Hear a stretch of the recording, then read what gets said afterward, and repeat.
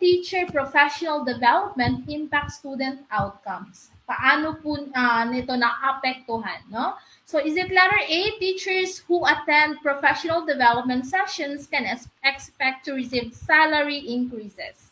Okay, ang sabi natin, when we are answering questions regarding situational or sa part ni teacher or professional education, somehow no parang prof ed po siya, ilagay po natin sa ating isipan na dapat si teacher is ideal. Si teacher dapat hindi after sa salary, no? So dapat ideal si teacher dito or para siyang heroic na figure.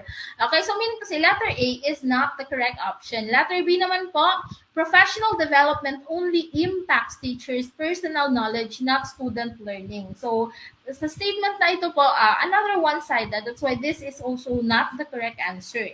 Letter C, professional development primarily focuses on improving teachers' discipline strategies. Yan lang ba? Hindi po. Okay, letter D naman po, professional development help teachers improve their instructional techniques which can lead to better student engagement and achievement. Okay, so yung sentence, yung pagkakalarawan kay teacher is sobrang ideal. Okay, so the correct answer here is letter D is the correct choice.